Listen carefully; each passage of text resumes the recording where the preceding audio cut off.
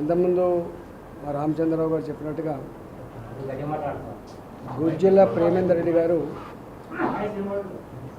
విద్యార్థి దశ నుంచే విద్యార్థుల సమస్యల కోసం పోరాడినటువంటి నాయకుడు. ఆనాటి నుంచి ఈనాటి వరకు నమ్మిన సిద్ధాంతం కోసం, నమ్ముకున్న జెండా కోసం, నమ్ముకున్న ప్రజల కోసం నిరంతరంగా పార్టీలో కావచ్చు, ప్రజలకు నాయకత్వం వహించే విషయంలో కావచ్చు, దాదాపు నాకు తెలిసి 40 ఏళ్ళు గడిచిపోవచ్చు ఈ ఉద్యమంలో. భారతీయ జనతా పార్టీ కేంద్ర నాయకత్వం 40 ఏళ్ళ త్యాగానికి, 40 ఏళ్ళ కమిట్మెంట్కి ఎన్ని ఒడిదుడుకులు వచ్చినా, ఎన్నెన్ని రకాల అవమానకరమైన సంఘటనలు వచ్చినప్పటికీ కూడా వెరవకుండా జడవకుండా ఇవాళ పార్టీ కోసం పనిచేసే బిడ్డ అని చెప్పి వారికి ఈరోజు ఈ పట్టభద్రుల నియోజకవర్గానికి అభ్యర్థిగా నిలబెట్టడం మా అందరి గర్వకారణంగా మేము భావిస్తూ ఉన్నాం. మా దాంట్లో సీనియర్ మోస్ట్ నాయకులు కాబట్టి తెలంగాణలో ఉన్నటువంటి యావత్ యంత్రాంగం అంతా కూడా పార్లమెంట్ సభ్యులు కావచ్చు, ఎమ్మెల్యేలు కావచ్చు, ఎమ్మెల్సీలు కావచ్చు, ఇవాళ మేము పోటీ చేసినటువంటి ఎంపీ అభ్యర్థులం కావచ్చు, మొత్తం సీనియర్ నాయకులందరూ 34 నియోజకవర్గాలకు 34 మందిని ఇన్ఛార్జిగా ఉండి ప్రేమేందర్ రెడ్డి గారిని గెలిపించుకోవడం కోసం ఈ 9-10 రోజులు నిరంతరంగా పనిచేయడం కోసం మేమందరం వచ్చినాం. భారతీయ జనతా పార్టీ ఒక గొప్ప చారిత్రక సన్నివేశంలో ఎంటర్ అయింది. ఒకప్పుడు భారతీయ జనతా పార్టీ అంటే నిలబడతలే అనే ఫీలింగ్ ఉండే, కానీ ఈ రాష్ట్రంలో ప్రజలకు నాయకత్వం వహించగలిగే శక్తి, సత్తా, కమిట్మెంట్ భారతీయ జనతా పార్టీకి మాత్రమే ఉందని చెప్పి ప్రజలు నమ్ముతూ ఉన్నారు.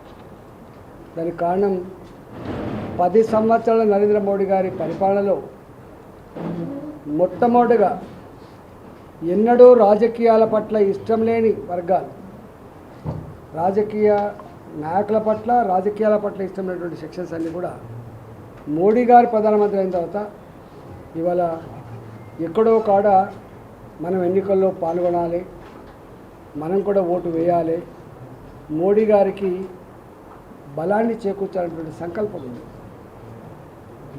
కేవలం నార్త్కే పరిమితం అని చెప్పి మాట్లాడిన వాళ్ళు కూడా అసేతు హిమచలం అన్నట్టుగా కశ్మీర్ నుంచి మొదలుపెట్టి కన్యాకుమారి వరకు ఏ రాష్ట్రానికి పోయినా, ఏ ప్రాంతానికి పోయినా ఒకటే నినాదం, మోడీ గారిని బలోపేతం చేయడం.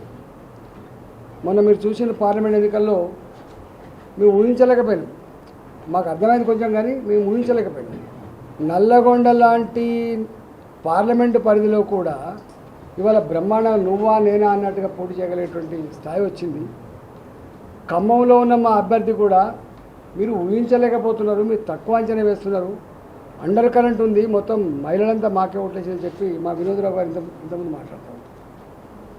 17 నియోజకవర్గాల్లో ఇవాళ భారతీయ జనతా పార్టీకి మోడీ గారిని గెలిపించుకోవాలి అనేటువంటి సంకల్పంతో ఓట్లేసినట్టు కనపడుతూ ఉంది. కాబట్టి ఇవాళ అదృష్టం ఏంటంటే మొట్టమొదటిగా కనెక్ట్ అయిన వాళ్ళు యువకులు, భారతీయ జనతా పార్టీకి బాగా కనెక్ట్ అయిన వాళ్ళు యువకులు, వాళ్ళంతా చదువుకున్న యువకులు, బుద్ధిజీవులంతా కూడా భారతీయ జనతా పార్టీ 99% వాళ్ళు అడ్వకేట్లు కావచ్చు, వాళ్ళు డాక్టర్లు కావచ్చు, వాళ్ళు ప్రభుత్వ ఉద్యోగులు కావచ్చు, వాళ్ళు టీచర్లు కావచ్చు, ఇవాళ చిన్న ఉద్యోగాలు ఉండేటువంటి విఆర్ఓలు కావచ్చు, వాళ్ళు అంగన్వాడీ టీచర్లు కావచ్చు, ఇలా గ్రాడ్యుయేట్స్ పూర్తి చేసినటువంటి వాళ్ళందరూ ఆర్టీసీలో ఉండవచ్చు, వాళ్ళు కార్మికులు ఉండవచ్చు, వాళ్ళు ఐటీ రంగంలో ఉండొచ్చు, ఏ రంగంలో ఉన్నటువంటి చదువుకున్న వాళ్ళు, డిగ్రీలు పూర్తి చేసుకున్న వాళ్ళందరూ కూడా ఇవాళ ఇష్టపడుతున్న పార్టీ భారతీయ జనతా పార్టీ, ఇష్టపడుతున్న నాయకుడు నరేంద్ర మోడీ గారు. కాబట్టి ఇవాళ వాళ్ళకి అన్ని విషయాలు తెలుసు.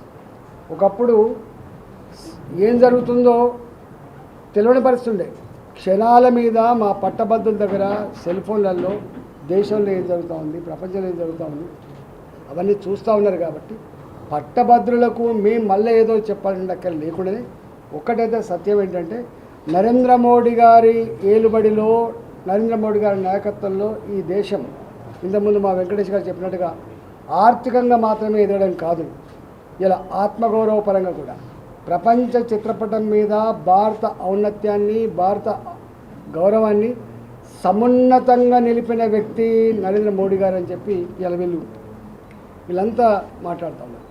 మనం ఎన్నికలు చూస్తే మాకు బాగా ప్రచారం చేసిన దాంట్లో ఐటీ ఎంప్లాయీస్ కావచ్చు, ప్రభుత్వ ఉద్యోగులు కావచ్చు, వాళ్ళకు బయటికి చెప్పుకునేటువంటిది ఉండకపోవచ్చు, కానీ రిటైర్డ్ ఎంప్లాయీస్ కావచ్చు, పట్టభద్రులు కావచ్చు, మొట్టమొదటి అసెస్ అంటే ఎవరు చెప్పకపోయినా, ఎవరు పిలవకపోయినా వాళ్ళంతటా వాళ్ళే బాధ్యతగా భావించి వాళ్ళు మా ఎన్నికల్లో మా గెలుపు కోసం ప్రయత్నం చేసింది. కాబట్టి డెఫినెట్గా ఇవాళ వరంగల్, ఖమ్మం, నల్లగొండ, ఉత్తర తెలంగాణకి చాలా గుండెకాయ లాంటి జిల్లాలు, చైతన్యానికి మారుపేరుగున్న జిల్లాలు ఈ మూడు.